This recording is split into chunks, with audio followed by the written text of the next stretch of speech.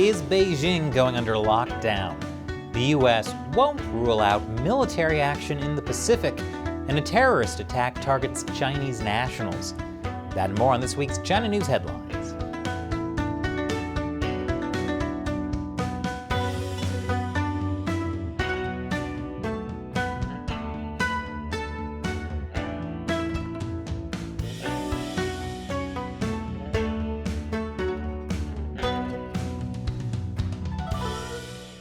From China Uncensored, I'm Chris Chappell. Each day that passes makes it look more and more likely that Beijing is headed in some kind of COVID lockdown. Tonight, Chinese authorities ordering mass COVID testing in Beijing. Nearly 20 million people. 3 rounds of mass testing this week. To contain an outbreak of what officials say is roughly 140 cases. As authorities in the Chinese capital race to stamp out the latest outbreak and avert the debilitating citywide lockdown that has shrouded Shanghai for over a month. People in Beijing were stocking up on food supplies after seeing residents in Shanghai struggling to meet their basic needs. That didn't really work in Shanghai, although the message the Chinese Communist Party is putting out is that Shanghai just didn't lock down fast enough. If only they had done that sooner, they could have stamped out Omicron and quickly gone back to normal. That's why Beijing is going to be the true test of China's zero COVID policy. Shanghai messed up, so they don't count. Let's see what the Chinese regime is doing here. They're playing the favorite child card. You see, Beijing is so much better than Shanghai. They're going to do things the right way. Shanghai might have food shortages because they're incompetent, but Beijing isn't going to have any problems with their lockdown. It's not clear whether the people of Beijing believe this. Already, videos are surfacing of panic buying in Beijing. Shanghai made it quite clear that authorities don't care if you have access to food under lockdown. Actually, most of the Communist Party's history has shown authorities don't care if you have access to food. But I've got to give credit where credit's due. A reporter for Chinese state-run media actually made a candid tweet showing her stocking up on food in case there's a lockdown and showing empty shelves, which she deleted and replaced the next day with a photo of loads of food on the shelves. No need to overthink. Why even think at all? Thinking too hard builds up an appetite, and they're not going to want to do that right now. This is a major failure of the Chinese Communist Party's propaganda. The Chinese regime pushed a triumphalist narrative of their COVID response, which says that only the Chinese government had the will to confront and hold back the virus. If they could really hold back the virus, they probably should have done that in 2019. For more on just how bad the situation in Shanghai has been, check out this week's episode, the Shanghai lockdown video China does not want you to see. Besides the human toll of China's zero COVID policy, it's also crushing China's economy.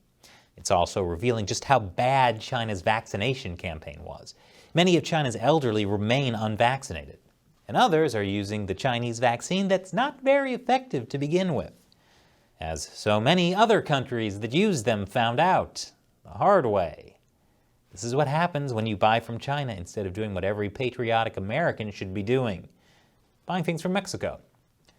And now there's the mass testing campaign in Beijing that's redirected staff from the vaccine booster campaign. All this is bad news for Chinese leader Xi Jinping. Well, I mean, bad news for everyone, but Xi has staked his legitimacy on a zero COVID policy. And this year, Xi will try to convince the rest of the party to give him another 5 years as the leader of China. Those hopes might be shelved, and thanks to him, there's plenty of room on those shelves. For more on the lockdowns, be sure to follow China Uncensored on Twitter, Instagram, Facebook, and yes, even Truth Social. Links are below. And coming up after the break, the U.S. considers military action in the Pacific to fight China. Welcome back. We've been covering how the Chinese Communist Party signed a security agreement with the Solomon Islands that's essentially on the doorstep of Australia and New Zealand. And China also secretly wants to build a military base there. Although to be fair, China probably wants to build military bases everywhere. Check under your seat right now. Yep, Chinese military base. And now the U.S. says it won't rule out military action if China does establish a base there. That's according to the most senior U.S. official in the Pacific. Australian Prime Minister Scott Morrison has also called a Chinese military base on the Solomon Islands a red line. Now, while it's good to hear the threat of a Chinese military base in the Solomon Islands being taken seriously, I can't help but feel disappointed. We all know how important the Pacific Island nations are. And by we all, I mean everyone who crushes the history portion on trivia night. Many crucial battles were fought here in World War II. And yet for decades, the United States has all but ignored these countries. They ignored them harder than a guy ignores red flags on a date with a girl who's insanely hot. Oh, you think the moon is flat? That's cool. In response to the Chinese security agreement with the Solomon Islands, the U.S. recently decided to reopen its embassy there after 29 years. But had the U.S. been more proactive in the first place, there never would have been an opportunity for the Chinese Communist Party to expand its influence there. We shouldn't have to be talking about taking military action against a Chinese base. But now everyone is freaking out about it. Even Japan has dispatched an envoy to the Solomon Islands. But at least the U.S. is taking action now. It sort of began under the Trump administration. His administration sent more high-level diplomatic visits to the Pacific Island nations, culminating in a meeting with 3 leaders of Micronesian nations, the Marshall Islands, Federated States of Micronesia, and Palau. However, the Lowy Institute says U.S. commitments to the region have been slow to eventuate, with momentum from the Trump administration seeming to stall altogether in Joe Biden's first year. But now the Biden administration finally seems to be making the Pacific a priority once again. The U.S. is working on strengthening security ties with Papua New Guinea, which, as you can see, is in a very strategic location. But the U.S. has a long way to go. The Chinese Communist Party spent years expanding their influence in the Pacific Islands. If the U.S. and its allies want to successfully counter that, it's going to take some actual follow-through, something we're really great at. Coming up after the break, terrorists target Chinese nationals. Welcome back. 3 Chinese tutors and a Pakistani driver were killed in a suicide bombing in Pakistan. The 3 Chinese nationals were teachers at a local Confucius Institute. The terrorist group who killed them opposes Chinese investment in the country, saying locals do not benefit. China is heavily invested in Pakistan. In fact, in the wake of the terrorist bombing, the Pakistani Prime Minister made a personal visit to the Chinese embassy in Islamabad to meet officials. In a rare move, he also presented them with a handwritten letter reaffirming his government's commitment to eliminating all militants and terrorists from Pakistani soil. Also, if you look closely in that soil, yep, another Chinese military base. They're popping up everywhere. China is once again reaffirming its relationship with Russia, saying it has no limit. Man, I miss the old days when no limit was a rap label and not someone saying, we're cool with your war crimes. Although Western sanctions on Russia do have the Chinese Communist Party concerned, they've already affected how China buys oil from Russia. But a statement from China's Ministry of Foreign Affairs said China will, as always, strengthen strategic cooperation with Russia, safeguard the common interests of both parties, and promote the construction of a new type of international relations and a community with a shared future for mankind. Russia and China's shared future for mankind? This is like being on a date with an insanely hot girl and being into her red flags. China is slamming the top Czech diplomat for meeting with the leader of the Tibetan government in exile. Now, I don't mean he physically slammed the Czech diplomat. That's just a turn of phrase the media sometimes likes to use to make stories more interesting. Like when China slams the U.S. for sending warships through the Taiwan Strait. Why does every headline have slammed in it? Maybe news sites should stop hiring former wrestlers as journalists, or at least get them a thesaurus. Either way, don't take that at face value. Just like you shouldn't take anything the Chinese Communist Party says at face value. You know how China has promised to honor its climate pledges? This was written by the Chinese ambassador to the UK. That's why honor is spelled wrong. That's not the only thing wrong with it. More importantly, it avoids mentioning China's reliance on coal, which of course it wouldn't because China is now promoting coal. In fact, China continues to build coal-fired power plants at a rate that outpaces the rest of the world combined. Basically, China's economy has taken a hit from their insane COVID policies.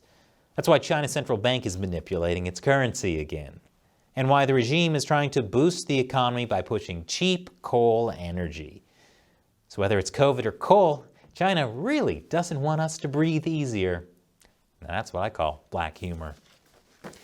FBI Director Christopher Wray went on 60 Minutes and warned that despite the invasion of Ukraine, there's a bigger threat than Russia. In counterintelligence, does anything worry you more than Russia? The biggest threat we face as a country from a counterintelligence perspective is from the People's Republic of China, and especially the Chinese Communist Party. In particular, Wray singled out the Chinese Communist Party's comprehensive efforts to steal American intellectual property and personal data. They have a bigger hacking program than that of every other major nation combined. They have stolen more of Americans' personal and corporate data than every nation combined. Wray has said similar things before. And this is valuable. We need U.S. officials loudly sounding the alarm about the Chinese Communist Party. That's how your average American will know there's a problem. And there are signs this message is getting out.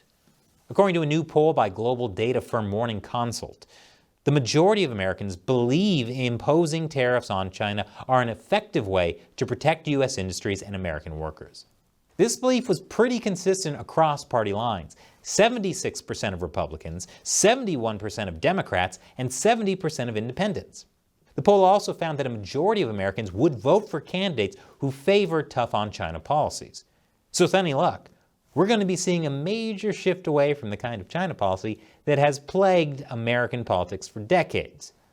Let's just hope that these tough on China politicians don't get their bumper stickers made in China.